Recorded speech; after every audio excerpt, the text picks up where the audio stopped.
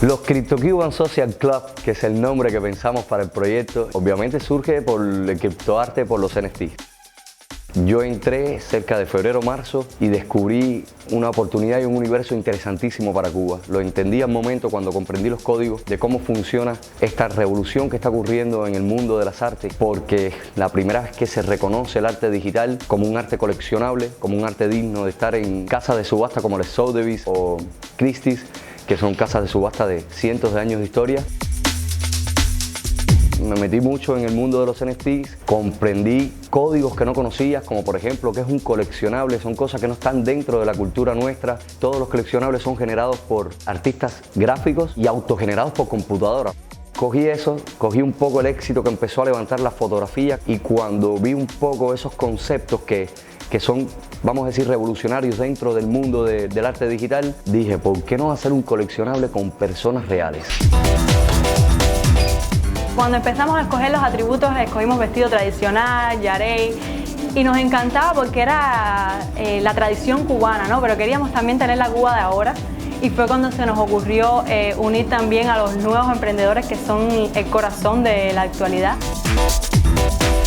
Muchas veces desde que entra la persona sabemos ya qué le vamos a poner. Creo que hay algo en la energía de la persona que nos ayuda a escoger muy fácil sus atributos y muchas otras veces no. Tenemos varios listados en la computadora y tengo un listado aquí al lado mío con los atributos, donde lo importante es que no coincida el código. Ahí sencillo, nos fuimos. Nos planteamos 3 meses de trabajo. Estamos fotografiando 1.492 personas. ¿Por qué? Creo que todo el mundo sabe. Es el descubrimiento de Cuba, el descubrimiento de América. Hay algo que nosotros, en la descripción del proyecto, pues nosotros montamos como una historia para contar el proyecto. Creo que en la variedad del ser humano, no solo dibujas la etnia cubana, no solo dibujas casi nuestra cultura en todos sus sentidos, sino que es irrepetible uno con el otro. Es importante que cada una de esas imágenes tengan buena presencia y se vean bien, porque cada una de ellas es una obra de arte.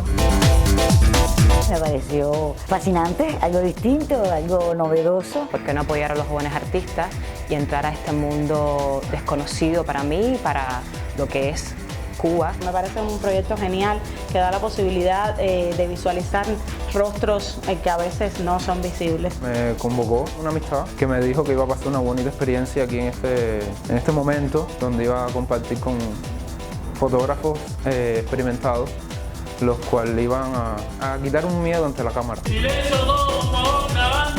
No era parte del proyecto, el proyecto son los retratos, pero nos dimos cuenta que iban a pasar 1.492 personas delante de nosotros y no íbamos a saber nada de ellos. Entonces decidí hacer un video muy corto donde yo les pregunto quiénes son, a qué se dedican y que me compartan algún recuerdo lindo que tengan de la vida. Y creo que eso fue como la clave, me dio lo que yo sabía que tenía este proyecto, que es el factor humano detrás de esos retratos, que es brutal. El blockchain, que es la red donde se distribuyen los NFTs, la criptomoneda, es toda una red mundial donde la información cuando entra se replica de un servidor a otro, queda como grabada y se distribuye esa información en esa red. Tendrían que destruir toda la red para que esa información desapareciera. Y si lo vemos de esa manera, llegamos a la conclusión de que 1.492 vidas cubanas van a entrar a vivir para siempre en el blockchain.